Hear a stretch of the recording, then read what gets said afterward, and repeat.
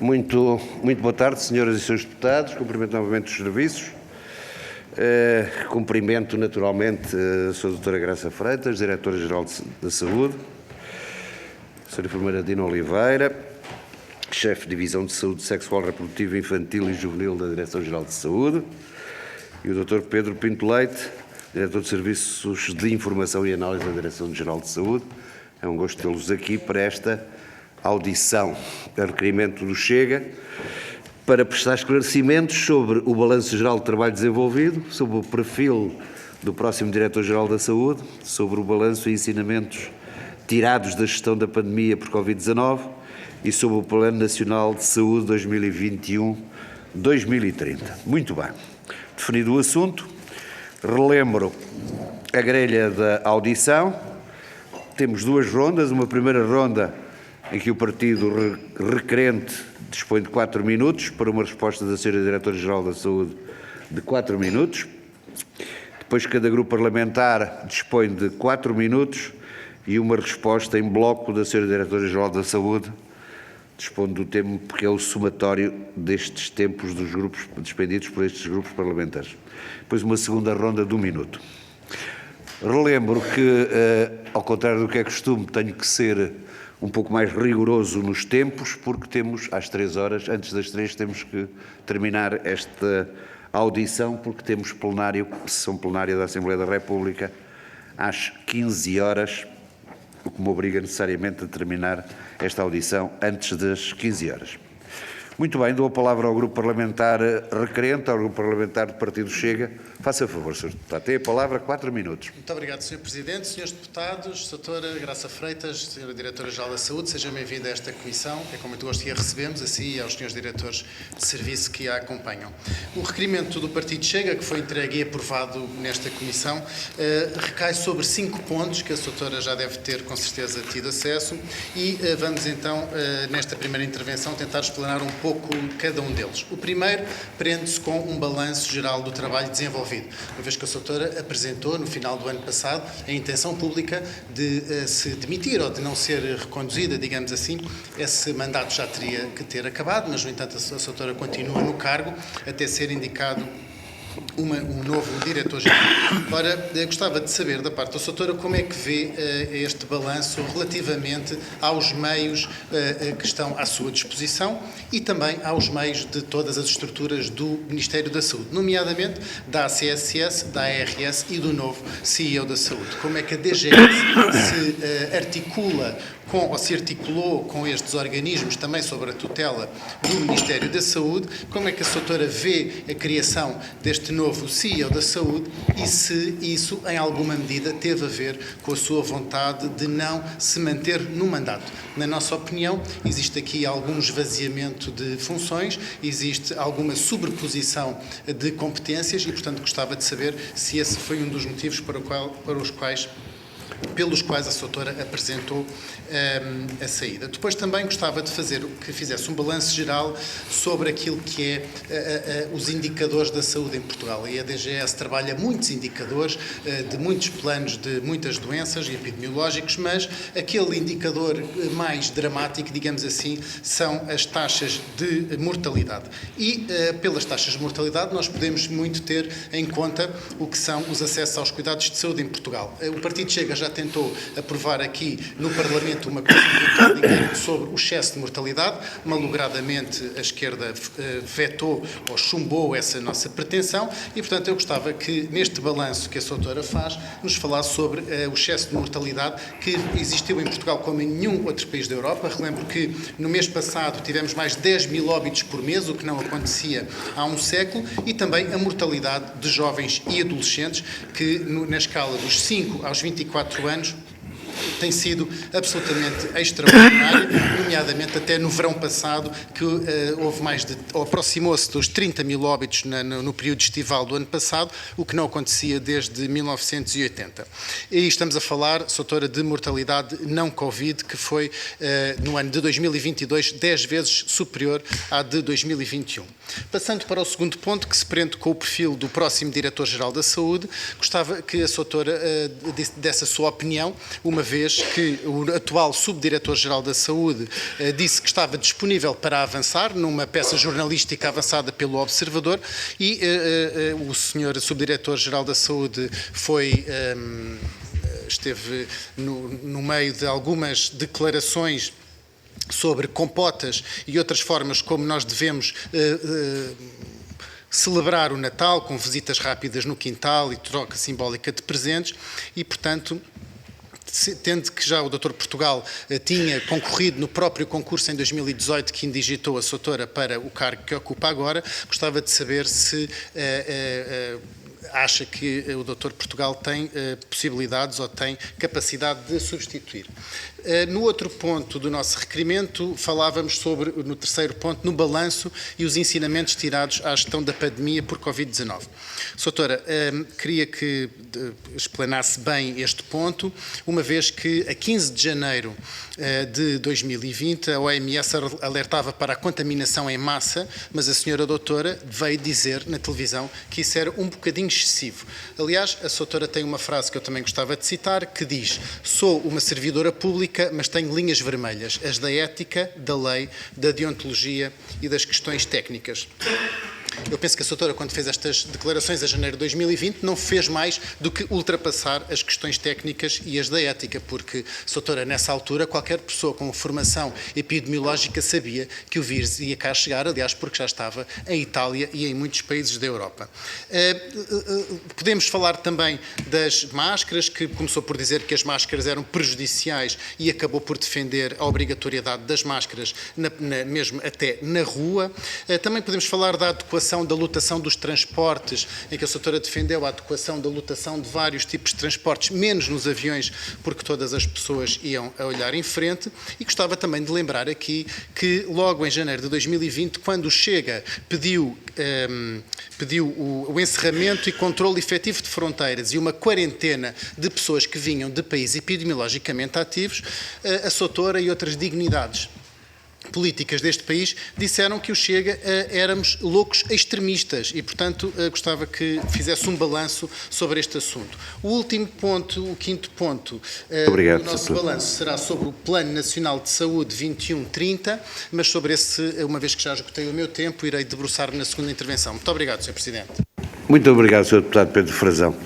Para responder, dou a palavra à Sra. Doutora Graça Freitas, que dispõe de 4 minutos. Eu sei que é mais fácil, mais rápido perguntar do que responder, mas é o que temos. Faça favor, Sra. Diretora-Geral. Muito obrigada.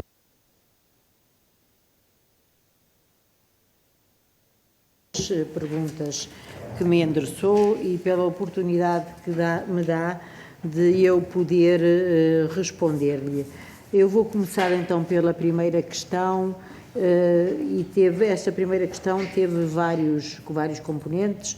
Em relação, portanto, ao balanço que eu faço do meu mandato, creio que lhe devo uma explicação do que eu faço para o meu balanço, e eu acho que o balanço, do meu ponto de vista, da minha perspectiva e da minha percepção, é um balanço positivo, tendo em atenção as ambições, a visão que eu tinha para a Direção-Geral da Saúde e a forma como comecei o projeto, ainda em 2017, como sabe, a substituir o Dr. Francisco Jorge, e depois já em concurso em comissão de serviço no dia 1 de janeiro de 2018. Portanto, atendendo a 2 anos que foram pré-pandémicos, 2 anos e pouco, e depois os outros anos pandémicos, 2 que eu considero de fase aguda e o ano de 2022 já de fase pós-aguda, pelo menos por enquanto, considero que a Direção-Geral da Saúde, no seu todo, esteve, enfim, esteve à altura dos desafios que lhe foram postos,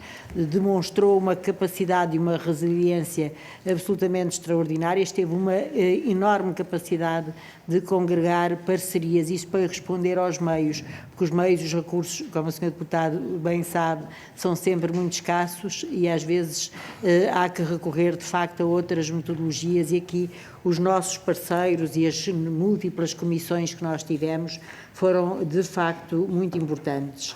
Relativamente à questão depois Dos parceiros, quando me pergunta a CSS, sim, foi uma relação de parceria importantíssima. Aliás, as agências centrais do Ministério da Saúde tiveram uma ação concertada muito importante. Foi a ACSS, foi a SPMS, que é toda a componente tecnológica do sistema, foi o Infarmed, que é a autoridade com competência na área do medicamento, foi o Instituto Nacional de Saúde, Ricardo Jorge, que é o Laboratório de Estado de Saúde Pública, e, portanto, todas estas entidades foram entidades parceiras que trabalharam com a Direção-Geral da Saúde e, obviamente, integrados naquilo que é a nossa tutela para atingir objetivos que foram sendo, durante a pandemia, traçados à medida que as coisas evoluíam, outros, no período não pandémico, estavam pré-estabelecidos. Portanto, foi uma relação extremamente frutuosa com todos estes nossos parceiros. Eu mencionei apenas aqueles mais diretamente envolvidos com a Direção-Geral. Também, concretamente, em relação à pergunta do Sr. Deputado, não posso deixar de dizer que as recentes, enfim, alterações no Ministério da Saúde, nomeadamente a nomeação do novo CEO para o SNS, não interferiram rigorosamente nada com qualquer decisão que eu tenha tomado. Eu vou explicar-lhe calmamente porque é que tomei a decisão, porque fiz um balanço em determinada altura, no ano já de 2022, o tal ano a seguir à pandemia, portanto eu sabia que ia terminar a comissão em dezembro, portanto não era uma novidade, e antecipei como é que eu queria, enfim, perspectivar e passar o resto da minha vida. E nessa altura tomei a decisão de informar o Sr. Ministro da Saúde, o atual, independentemente de todos os outros fatores externos, que de facto não tencionava renovar a comissão.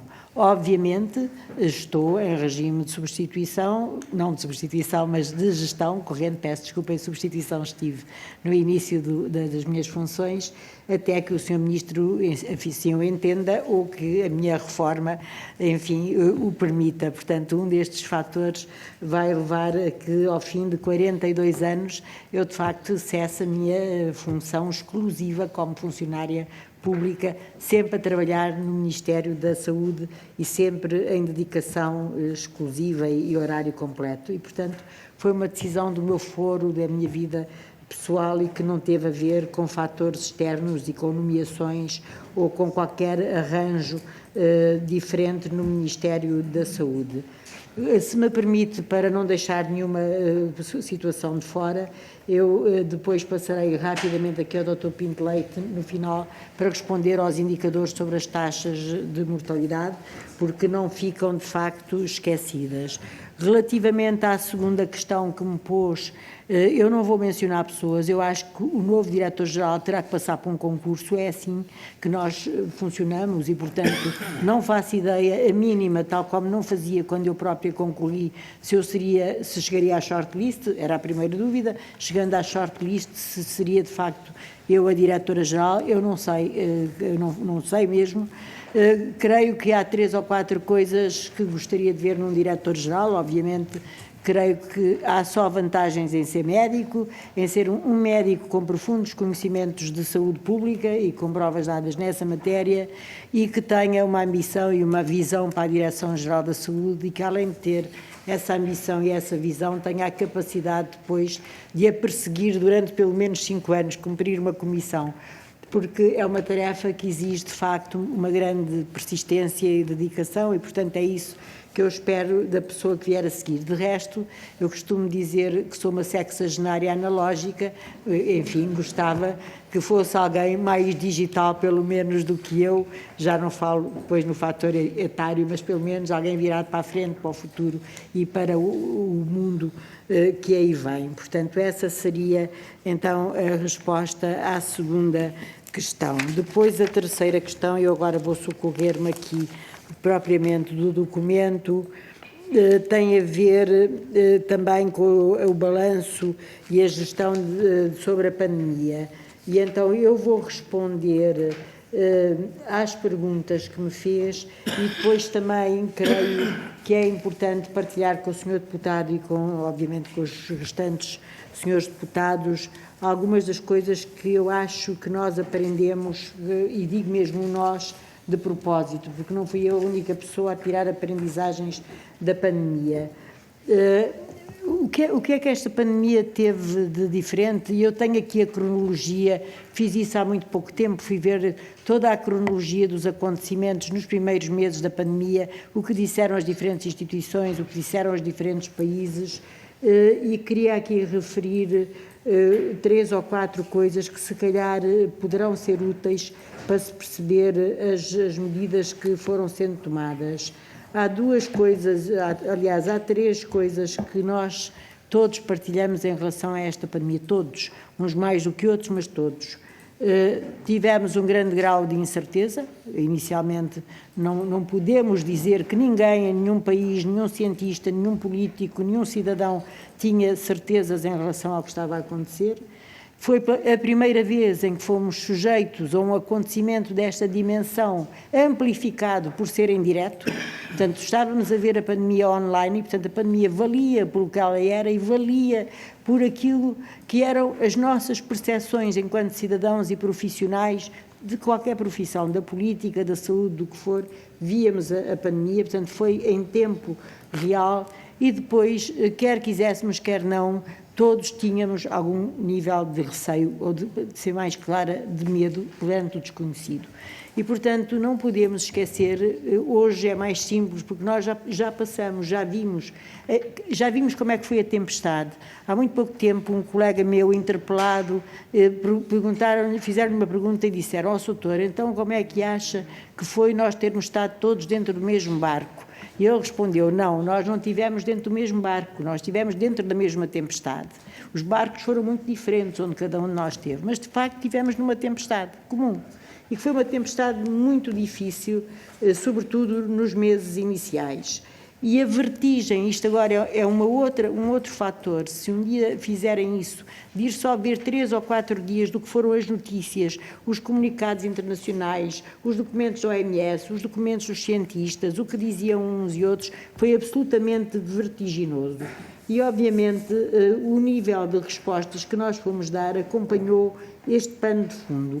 Eu tenho a dizer, Sr. Deputado, com todo o respeito, que eu não sou uma pessoa com uma imaginação muito fértil e, portanto, habituei-me durante toda a minha vida a basear-me no que leio e tenho 2 tipos de leituras. A leitura que vem das instituições às quais eu estou vinculada, entre elas a Organização Mundial da Saúde, e vou dizer-lhe porque é que tenho um vínculo especial, porque eu sou a Autoridade de Saúde Nacional e a Organização Mundial da Saúde tem o Regulamento Sanitário Internacional e é a Organização Mundial da Saúde que decreta, e fez relativamente tarde, uma emergência de saúde pública de caráter internacional, e só depois de ter decretado essa emergência é que disse que estávamos numa pandemia.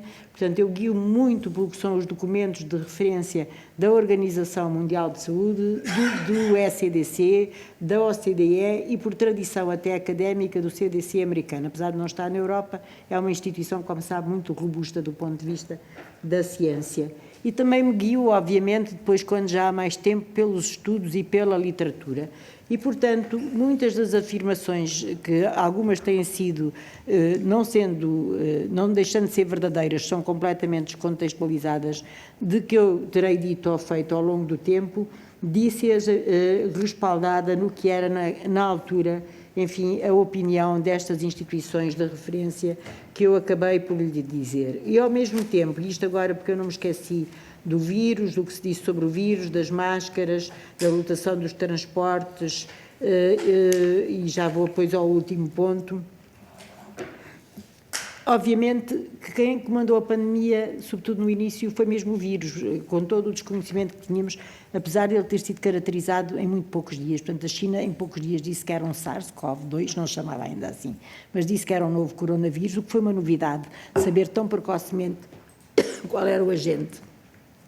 Depois tínhamos toda a cadeia epidemiológica que se começou a desenvolver, com 2 acontecimentos marcantes, o Wuhan e a China fechada, confinada, e depois a questão de Itália, portanto, o primeiro país fortemente atingido com aquelas repercussões que todos nós vimos e, portanto, tudo indicava que a pandemia ia ser, de facto, muito grave. Portanto, tive sempre em consideração a epidemiologia. Obviamente, nós e muitos países interrompemos este cenário com a questão do confinamento, Depois, as questões da ciência, que eu já mencionei, as questões dos meios que tínhamos à nossa disposição para dar respostas. E recordo aqui que durante o primeiro ano da pandemia só havia medidas de saúde pública não farmacológicas, uma vez que a vacina surge no final de dezembro, o ano depois, e apenas em quantidades simbólicas, só depois é que entramos em produção séria e com muitas vacinas. E depois a outra coisa que foi sempre muito importante, ou que pelo menos honestamente eu tentei que fosse importante durante este período, que foi perceber a sensibilidade e a percepção dos cidadãos e a disponibilidade dos cidadãos para adotarem ou não determinadas medidas. E percebi melhor isso, sincero e honestamente, ao longo da passagem da pandemia. Quanto mais a pandemia mais evoluía, mais eu percebia quão importante era, de facto, a disposição e a disponibilidade dos cidadãos para acatarem ou não acatarem determinadas... Sr. Diretor-Geral, eu peço muita desculpa, não há problema. Ultrapassámos aqui em 300% o tempo, no mínimo. Não há problema nenhum. Mas era importante ouvi-la, como é óbvio, até porque vai dispor agora de seguida, vai dispor de bastante tempo para... bastante tempo, o tempo é sempre curto, mas tempo para explicar-se. O Grupo Parlamentar do Partido Socialista, faça favor, Sra. Deputada. Obrigada, Sr. Presidente, Sra. Doutora Graça Freitas, Srs. Doutores. Antes de mais, agradecer a disponibilidade para virem a esta comissão e a Sra. Doutora começou por dizer que foi agradecer a oportunidade.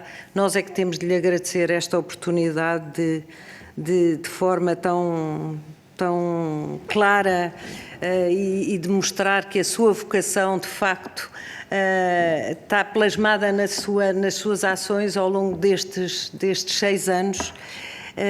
E, portanto, o Grupo Parlamentar do Partido Socialista, mais do que fazer perguntas, quer, de uma forma muito reconhecida, agradecer-lhe todo o trabalho que a Direção-Geral de Saúde, consigo à frente, fez durante estes 6 anos, não só em relação à pandemia, porque antes da pandemia também tínhamos passado por situações muito difíceis, que eu me recordo. Dizer-lhe que não a queremos ouvir sobre o perfil do próximo Diretor-Geral de Saúde, não lhe compete a si, obviamente, e de facto respondeu muito bem, mas queremos de facto, neste balanço da gestão da pandemia, dizer-lhe o seguinte: nós sabíamos que a doutora Graça Freitas, e sabemos que é, digamos assim, uma sumidade a nível da vacinação, e eu agora já falo numa fase posterior em que apareceram as vacinas, e neste balanço o que nos preocupa, e aproveitando a sua presença aqui como pessoa de muito mérito nesta área, de mérito reconhecido, perguntar-lhe o seguinte: a questão da vacinação, apesar de uma adesão enorme da população portuguesa à vacinação, parece-nos, pode ser uma percepção só, mas queríamos ouvir a sua opinião, que está a atravessar uma fase de alguma desconfiança.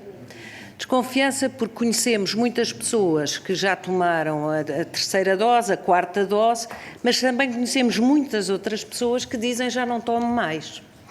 E, de facto, sendo uma pessoa que sabe desta matéria, gostávamos de ouvir o seu conselho avisado sobre o que se passa sobre a vacinação, sabendo nós dos números que já vários milhões de portugueses tomaram as vacinas, mas o que é que podemos pensar para o futuro? Portanto, isto em relação a ensinamentos futuros. Perguntar-lhe se depois desta tempestade que viveram e que viveram todos os peritos, no sentido da incerteza e tudo o que se sentiram, tendo a responsabilidade de transmitir ao mundo alguma calma, eu queria também agradecer-lhe pela forma como sempre comunicou com os portugueses, nunca alarmando as pessoas. E eu penso, se de facto houve uma adesão às medidas do povo português em geral, porque de facto o acatamento das medidas foi excepcional, se compararmos com outros países. Muito se deveu à forma como a doutora Graça Freitas e a sua equipa transmitiram essa confiança, e soubemos agora que viviam uma verdadeira tempestade. Portanto, num clima de incerteza, conseguir manter essa calma e essa firmeza sem nunca levar as pessoas ao alarme, eu acho que só lhe podemos agradecer. Portanto, uma vez mais, em nome do Grupo Parlamentar do Partido Socialista, queremos agradecer-lhe. Esta não será a última vez que a vamos ouvir, mas será sobre outros temas. E é sempre para nós um gosto poder aprender consigo e saber que tem tanta experiência nesta área e que ensinamentos nos pode dar para o futuro, visto que todos sabemos que virá aí outra pandemia um dia destes. Esperemos que daqui a muito tempo, mas a certeza temos. Portanto, uma vez mais e sem mais palavras, era mesmo um agradecimento muito sincero. Muito obrigado, Sra. Deputada Maria Antónia Almeida Santos, Grupo Parlamentar do Partido Social Democrata. Faça favor, Sr. Deputado. Muito obrigado, Sr. Presidente. Queria cumprimentar a Sra. Diretora-Geral da Saúde, a doutora Graça Freitas, e a restante delegação que a acompanha, senhoras e senhores deputados. Gostaria, em primeiro lugar, de a saudar, nesta que provavelmente é a sua última lição parlamentar, a última vez que a chamamos ao Parlamento, mas no final de uma longa carreira dedicada à causa pública, mas dizer-lhe que estamos profundamente gratos também pelo facto de ter respondido ao momento mais dramático da história de Portugal em termos de saúde, daquilo que foi a nossa vivência, porque as pandemias vinham nos livros de história, mas na Faculdade de Medicina ninguém ensinava nada sobre isto, ninguém estava à espera que fôssemos vivê-las. E de todo era impensável, era imprevisível o impacto que íamos ter no sistema de saúde, quer a curto, quer a longo prazo, e a doutora Graça Freitas foi quem comandou, e muito bem, digamos assim, na globalidade, esta pandemia. Eu considero que hoje também o facto de termos aqui, ainda como Diretor-Geral de Saúde, seja útil para aproveitarmos para esclarecer os portugueses sobre alguns pontos importantes que estão sob a alçada da Direção-Geral da Saúde. Há muito que temos vindo a alertar nesta casa que os grandes desafios para a saúde em Portugal se prendem com a pressão demográfica sobre os sistemas de saúde, identificando isso o envelhecimento da população, a carga de doença que está adstrita ou que estará adstrita a este fenómeno, mas sabemos também que o desenvolvimento tecnológico e científico e, atendendo a que os recursos são escassos, vão causar ainda mais impacto sobre o sistema de saúde. E perante estes desafios que o país enfrenta em termos de saúde pública, que abordagens e que respostas é que deviam ser prioritárias a adotar pelo Ministério da Saúde? Tendo em conta a pressão sobre o sistema de saúde que continua inevitavelmente a aumentar, que relação considera, Sra. Doutora, que deve ser construída entre o Serviço Nacional de Saúde e os setores sociais e o setor privado em resposta a uma melhoria do estado de saúde da população e a uma melhoria do acesso aos cuidados de saúde? Um segundo tema que eu acho importante trazer hoje prende-se com a interrupção voluntária da gravidez, e pergunto-lhe muito responsavelmente que apreciação é que faz a DGS sobre as notícias que têm vindo a público, a falta de acesso de muitas mulheres à interrupção voluntária da gravidez nos hospitais do SNS, e se considera que esta situação é inaceitável. Pergunto isto porque foi noticiado que 1 em cada 3 hospitais do SNS estarão sem consulta de IVG, e ao que parece a DGS terá feito recentemente um inquérito aos hospitais a perguntar qual o estado da situação, e aparentemente estaria tudo bem. Uma terceira questão que não podia deixar de fazer prende-se com a pandemia, como já referi anteriormente. É assumido hoje pela maior parte da população que parece termos passado a parte perigosa da tempestade, como aqui foi dito, e parece-nos também que a adesão à vacinação está a diminuir, o que pode ser particularmente preocupante no caso dos idosos. E a minha questão prende-se com o conselho que a DGS dará neste momento aos portugueses, se a população se deve continuar a vacinar regularmente, se os idosos devem ter ou não prioridade, E por último, considerando então as competências da Direção-Geral da Saúde em monitorizar o estado da saúde pública em Portugal, queremos falar sobre a taxa de mortalidade. Porque, de acordo com os dados disponíveis, nos últimos 3 anos os óbitos ultrapassaram os 10.000 por mês, e isto já não acontecia desde a última pandemia, desde o surto da gripe pneumónica.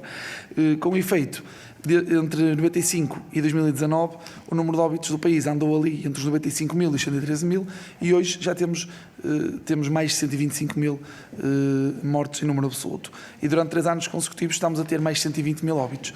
Isto preocupa-nos. Nós percebemos também que há o tal efeito de envelhecimento da população, sabemos que há uma elevada prevalência de doenças crónicas, mas não é de excluir que possa haver aqui outros fatores causadores e que determinem este aumento da mortalidade, e que também pode estar a arrastar o facto de estarmos a ter um aumento do número de diagnósticos tardios em virtude de termos passado então por essa pandemia. E por isso, nesse contexto, e vou terminar, Sr. Presidente, obrigado, uma vez que já sabemos que a DGS solicitou ao Ministério da Saúde, e muito bem, e também ao Instituto Nacional de Saúde, uma monitorização e uma análise da evolução da mortalidade, queremos perceber que dados é que já dispõem. Muito obrigado. Muito obrigado, Sr. Deputado Pedro Melo Lopes. Faço a palavra ao Grupo Parlamentar da Iniciativa Liberal, Sra. Deputada Joana Cordeiro. Faça favor. Obrigada, Sr. Presidente, Srs. Deputados. Cumprimento a doutora Graça Freitas, os Srs. Diretores, e agradeço a vossa presença aqui na Comissão. A doutora Graça Freitas terminou o seu mandato enquanto Diretora-Geral da Saúde no passado dia 31 de dezembro, manifestou ao Sr. Ministro da Saúde a sua indisponibilidade para renovar o seu mandato, tendo-se disponibilizado, no entanto, para continuar no cargo, obviamente até encontrar um substituto.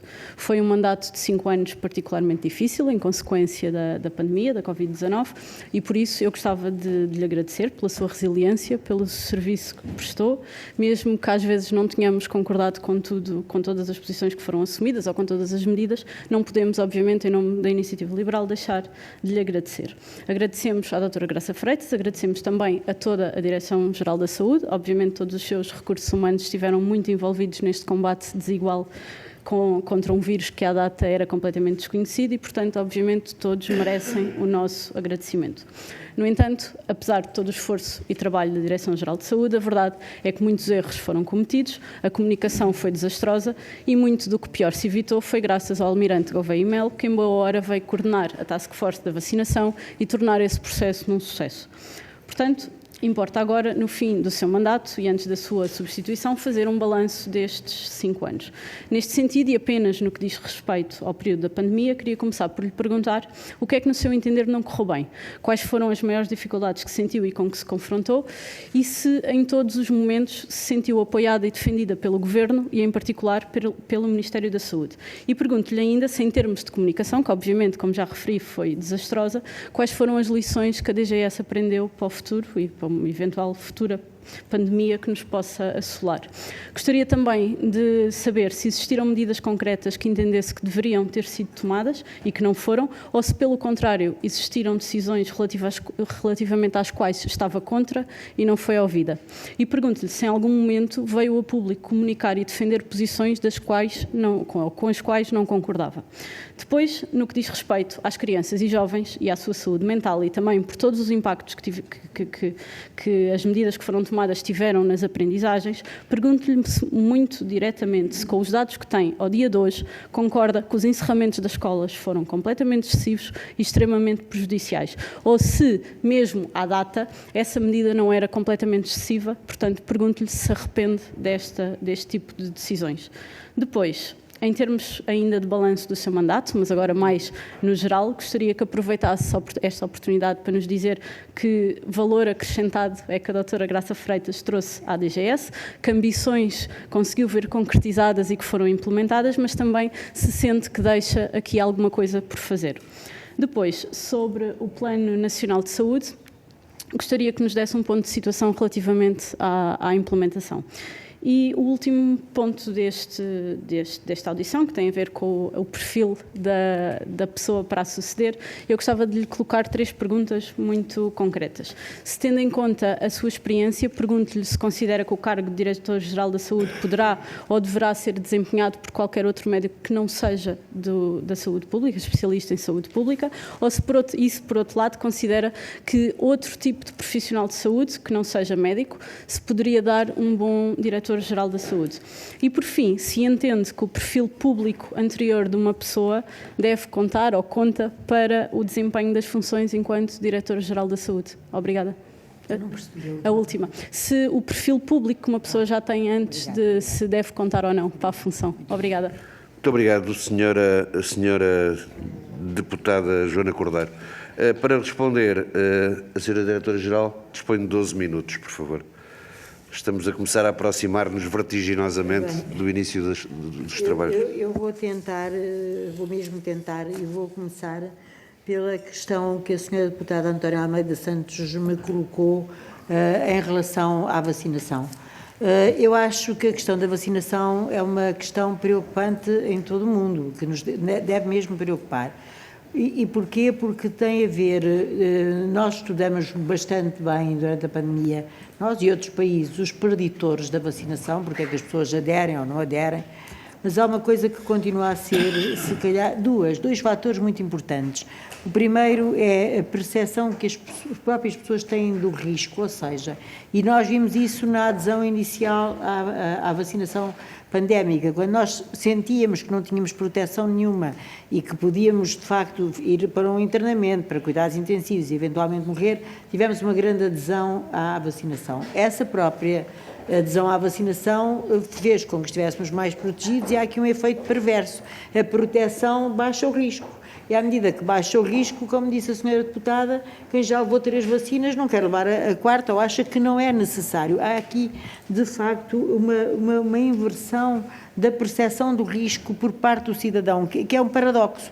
Portanto, quanto mais seguras as pessoas se sentem, menos necessidade sentem de ser vacinadas. E, por outro lado, há muito movimento das pessoas preferirem não tomar medicamentos, das coisas mais naturais. Portanto, há aqui uma combinação de fatores que de facto pode ser complexo. Depois sabemos também que o que mais influencia a decisão de se vacinar, além desta percepção do risco, é a influência dos profissionais de saúde que seguem aquela pessoa, nomeadamente dos médicos. A palavra do médico é muito importante e, portanto, quando os médicos têm hesitação vacinal, tendem a amplificar essa vacinação para os seus doentes, para os seus pacientes, para os seus utentes, se quiserem. Mas, de facto, há aqui a inversão da percepção do risco, está a ser trabalhada em todo o mundo como um fator que pode levar a quebras na vacinação. Por exemplo, só para vos dar um exemplo, devem ter ouvido nas notícias, apareceu um caso de poliomielite paralítica em Israel numa criança não vacinada. Não é suposto que alguém tenha paralisia infantil em 2023, portanto, paralisia infantil. Portanto, a criança vai ficar como aquelas imagens que nós nos lembramos da nossa infância. Portanto, deve ter sido importado de um sítio onde ainda há pólio autóctone e, portanto, o mundo é uma aldeia global e chegou ali o vírus e uma criança que não estava vacinada contraiu o pólio. Isto aconteceu há poucos dias, portanto, é de facto um desafio. É um desafio sanitário muito importante. E esta questão da percepção dos riscos tem muito a ver com como é que nós vamos encarar o futuro, não só da vacinação, mas de tudo em geral.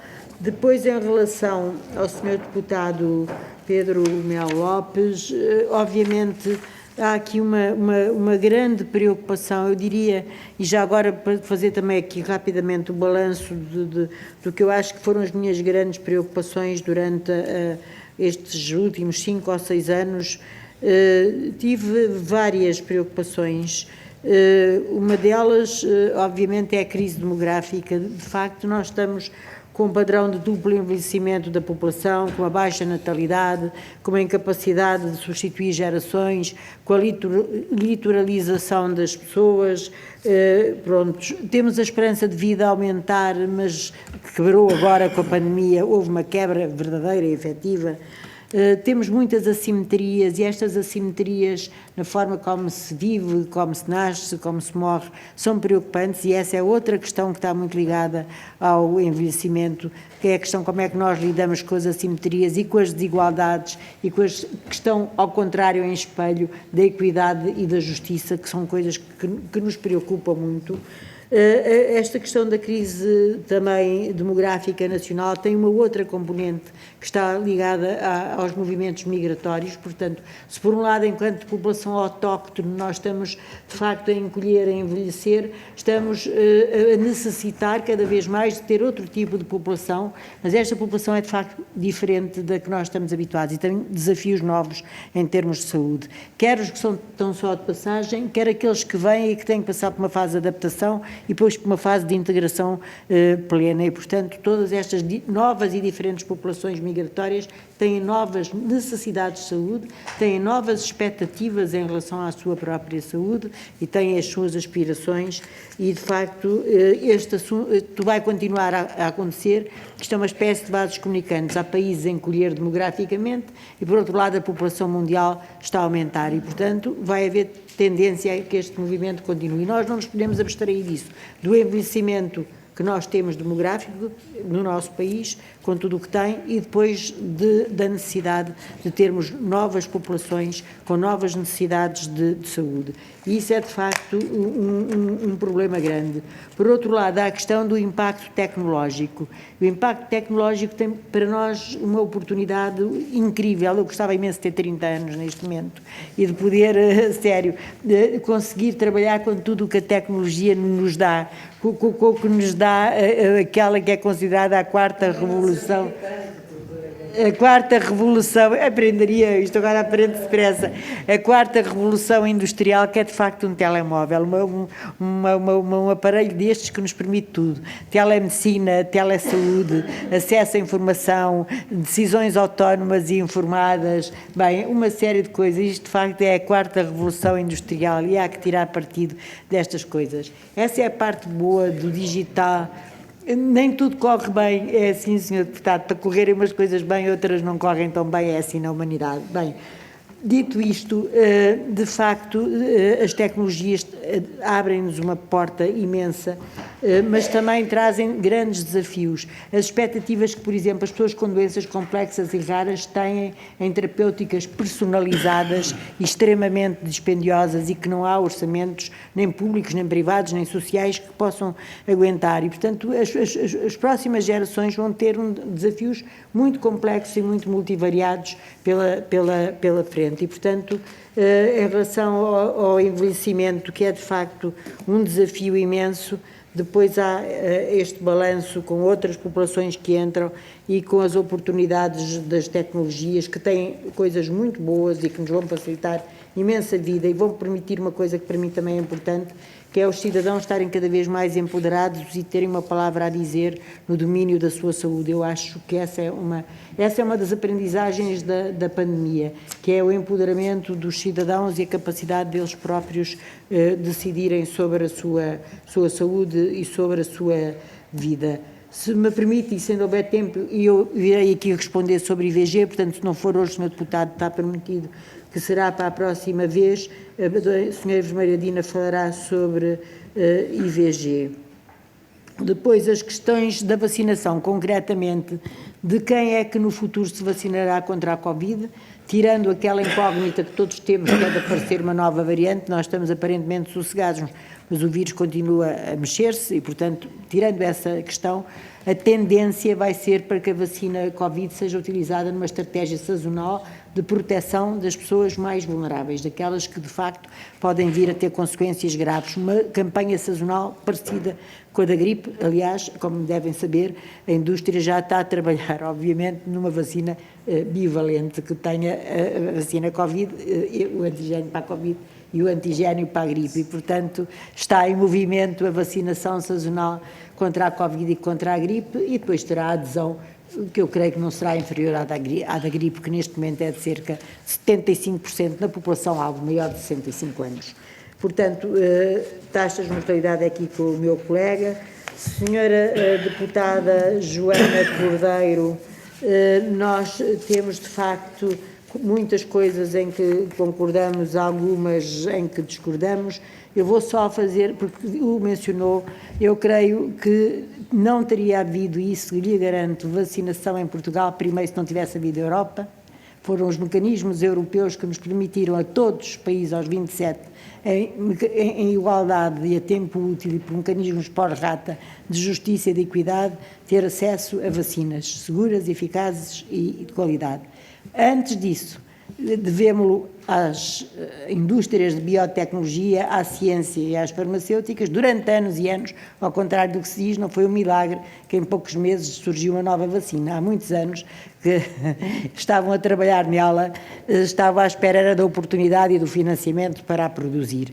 E, portanto, o esforço de vacinação começou com a sua produção, continuou pelos mecanismos de solidariedade europeus, e aqui uma palavra de elogio total ao Infarmed, que representou brilhantemente o nosso país, junto da EMA e junto de todas as instituições da Comissão, e que permitiu que nós estivéssemos sempre na linha da frente destes mecanismos.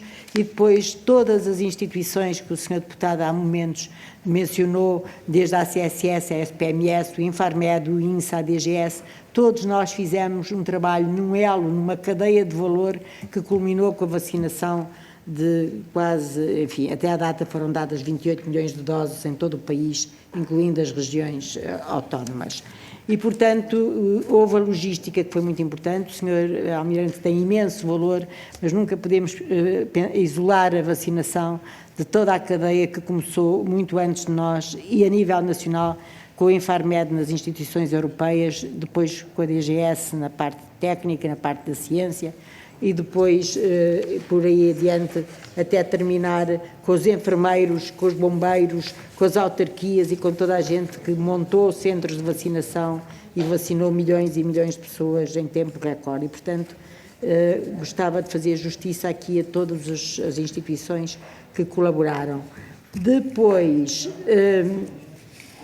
em termos de comunicação, a comunicação foi também a comunicação possível em momentos de grande incerteza, voltamos a dizer isto, e volto aqui a mencionar uma coisa: nunca no passado tinha havido uma interação tão grande, nem um movimento, nem uma quantidade tão grande de informação. Para isso contribuíram muito, obviamente, as redes sociais, que são uma realidade com a qual nós estamos a aprender a viver, verdade se diga, e também contribuiu o único tema do Mirante, o único motivo de conversa, de facto, do que passou a ser a Covid, que dominou todo o espectro, de facto, de informação. E quando isso acontece, obviamente que existe muito ruído de muitas partes, e, portanto, esta questão da comunicação, creio que vai dar muitas teses de doutoramento para, quando as pessoas tiverem tempo, perceber realmente o que é que aconteceu, de tanta interação, de tantos inputs e outputs que tiveram que existir. Muito bem, Sra. Diretora-Geral, íamos fazer o seguinte: vamos passar rapidamente à segunda ronda e depois ainda disporá de mais 4 minutos. Grupo Parlamentar do Partido Socialista. Muito obrigado. Grupo Parlamentar do PSD. Faça favor. Vamos nos manter no exato âmbito desta audição. Sr. Presidente, só agradecer as palavras da doutora Graça Freitas e relevar o trabalho desenvolvido. Não temos mais perguntas. Aguardemos depois a resposta da IVG e da taxa de mortalidade. Obrigado. Muito obrigado, Sr. Deputado Pedro Melo Lopes. Grupo Parlamentar do Chega. Faça favor, Sr. Deputado. Senhores Deputados, Doutora, muito obrigado pelos seus esclarecimentos. Das suas palavras conseguimos retirar que, de facto, era de enorme pertinência o Partido Socialista ter aprovado a nossa comissão de inquérito, tanto à mortalidade, que não teve a oportunidade de endereçar até agora, como à gestão da pandemia. Nós vimos como a Doutora está ansiosa por explicar aquilo que aconteceu. Os senhores subdiretores-gerais também ainda não tiveram a palavra e também gostariam, com certeza, de ter a palavra, e, portanto, seria numa comissão dedicada a estes assuntos, tanto à mortalidade como à pandemia, que nós poderíamos ter aqui mais tempo para falar e dar à Doutora toda a oportunidade de se explicar, que não teve até agora. A Doutora disse que disse uma frase que para mim foi algo preocupante, que foi adequou as medidas de acordo com a receptividade da população. Portanto, a própria doutora acabou por confessar que tinha ultrapassado as suas linhas vermelhas da ética, da lei, da deontologia, das questões éticas, porque, de facto, quando nós coadunamos as medidas com a receptividade da população, é porque não estamos apenas a falar das medidas técnicas. E falando sobre a vacinação, que foi algo que foi também longamente explanado pela doutora, eu gostava de lhe perguntar, finalmente, porque é que Portugal gastou, tenho aqui 2 concursos por ajuste direto, 54 milhões de euros e 34 milhões de euros para a compra de vacinas. E no order form, logo no primeiro artigo, ponto 4, diz que o Estado-membro acknowledges, portanto, admite que todos os efeitos secundários da vacina ainda não estão estudados. Portanto, ou seja, que por via dela ter sido rapidamente desenvolvida, devido a emergências de circunstância, portanto, nos orders forms, o Estado português deu o assentimento a receber vacinas cujos efeitos secundários não estavam estudados nem eram sabidos. E a Pfizer ficou com uma norma de salvaguarda nos contratos aprovados que a desresponsabiliza de tudo o que pudesse vir a acontecer. E, a meu ver, também, algo bastante grave é que os cidadãos, como eu, quando tentam ver os contratos e aquilo que se passa na adjudicação e nos contratos que são feitos pelos contratos da Europa, a doutora disse que tínhamos que agradecer à Europa, mas essa Europa é muito pouco transparente. E essa falta de transparência é que traz falta de confiança às pessoas. Doutora, veja estes contratos, como é que nós podemos ter confiança nestes contratos? Em que quando chega à parte das vacinas, a AstraZeneca, Copy2, Commission está assim. Temos tudo... Muito obrigado, Sr. Deputado. Tudo campos truncados, onde não podemos ver a transparência do que se passa na União Europeia. Portanto, nós podemos, de facto, agradecer à União Europeia, mas calma, com uma certa medida, porque nós queremos ter acesso aos documentos e queremos ter a Muito obrigado, Sr. Deputado Pedro Frazão. Sr. Presidente, peço desculpa, mas tinha só mais algum... Muito obrigado. Tinha só mais um ponto a interessar, já que o Partido Socialista prescindiu do tempo e o PSD foi... Diga, Sr. Deputado. Diga, Sr. Deputado. Eu gostava de saber da doutora quais é que foram os ensinamentos que tirou da doutora Marta Temido ter vindo dizer a público, e a doutora também, que a acompanhou, dizer que o SNS estava perfeitamente preparado para a pandemia e que os hospitais estavam preparados para a pandemia.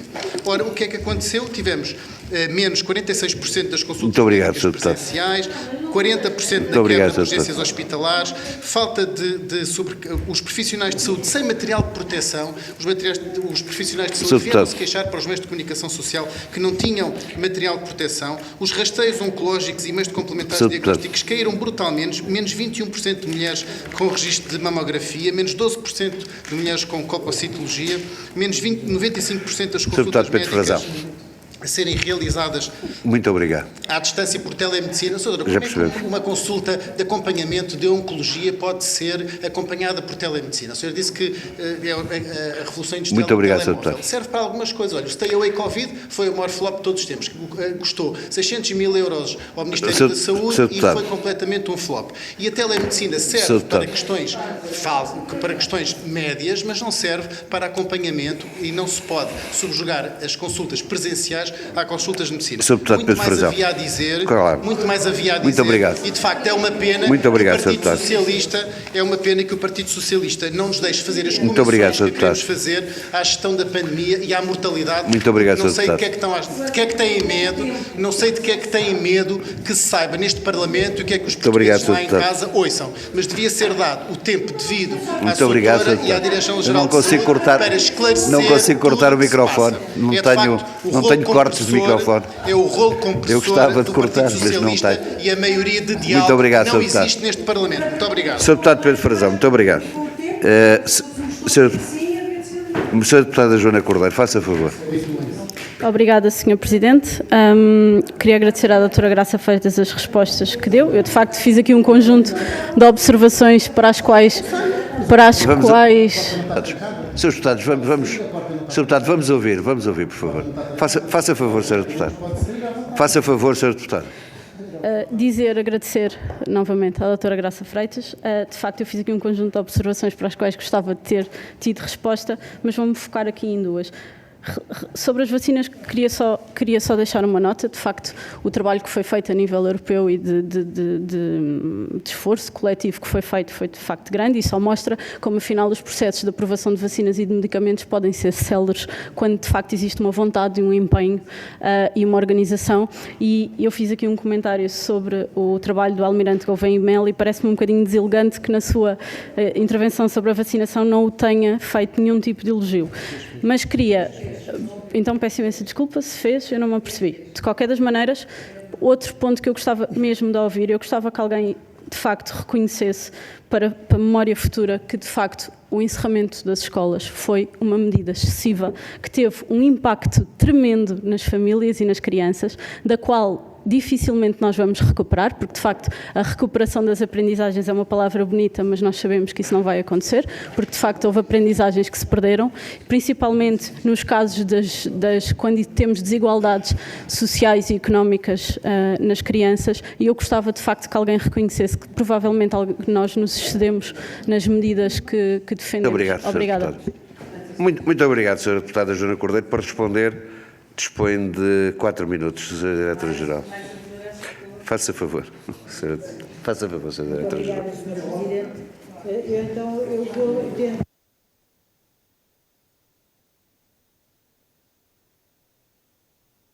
Pedro Frazão, faz favor, se não se importa. Então, queria mencionar que não disse que tinha, em exclusivo, tido em atenção a opinião dos cidadãos, mas é óbvio que tenho em atenção a opinião dos cidadãos. Eu sou médica de formação e nunca me hei de esquecer. Eu enverdei por uma carreira de saúde pública, não trato individualmente uma pessoa, trato de uma população que está num território, mas preocupa-me muito o que é que essa população pensa. Como qualquer médico se preocupa com o que é que o seu doente que tem à frente pensa da terapêutica que lhe vai instituir, do plano de cuidados que lhe vai dar, das medidas de prevenção. Portanto, sim, ouço e respeito os cidadãos. E com isso não piso nenhuma linha vermelha, nem da minha ética, nem da minha deontologia, nem da legalidade. Que eu saiba ouvir os cidadãos é, de facto, um dever nosso. E os cidadãos têm uma palavra a dizer sobre aquilo que devem fazer. E fizeram-no exemplarmente durante a pandemia. Porque foi graças aos cidadãos e às medidas que os cidadãos adotaram no seu dia-a-dia, com vacinação e sem a vacinação, que nós chegamos a estar aqui hoje na situação em que estamos nós e a maior parte dos países. E, portanto, é verdade que eu estou muito grata aos cidadãos, dos quais eu faço parte, porque nós somos muitas coisas, mas, sobretudo, somos também cidadãos, porque fazemos parte dos 10 milhões que nos rodeiam. E, portanto, sim, a opinião dos cidadãos é importante. Relativamente à questão da vacinação, o Sr. Deputado sabe, aliás, tem os contratos, que as questões de negociação de vacinas e as formas como foram feitas a nível de um mecanismo europeu e foram semelhantes para todos os países e, portanto, eu mencionei isso até como um mecanismo que nos permitiu justamente adquirir vacinas. E vou dizer-lhe porque é que esse mecanismo foi importante, porque eu tenho uma boa memória e lembro-me da pandemia que teve pouco impacto de 2009, da gripe A, e de quão difícil foi a países pequenos conseguirem comprar vacinas em tempo útil, porque, de facto, os países maiores, obviamente, tiveram maior capacidade negocial e, portanto, estes mecanismos europeus servem muito bem países como o nosso, porque conseguimos ter acesso às vacinas. Relativamente à Sra. Deputada, eu não deixei de fazer um agradecimento e um elogio ao Sr. Almirante, foi um elo importantíssimo nesta cadeia, não há nada a acrescentar em relação a isto. Relativamente ao encerramento das escolas, é muito interessante ver os contextos em que as escolas foram encerradas e também não foram encerradas em qualquer altura nem de qualquer forma.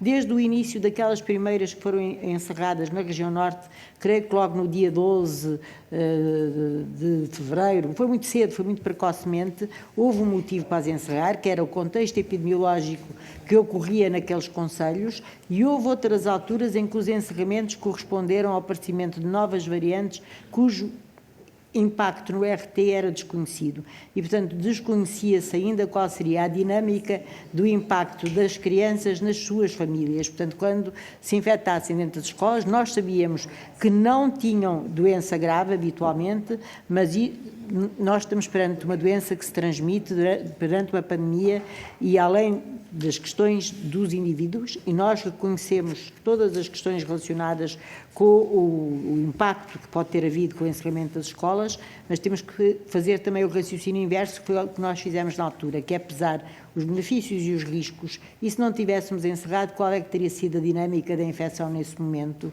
E é interessante, e mais uma vez, agora a Academia pode estudar essas questões e fazer cenários com encerramento e cenários sem encerramento. Aliás, há países que em diferentes épocas, em diferentes alturas e com diferentes situações epidemiológicas, encerraram e abriram, abriram e encerraram.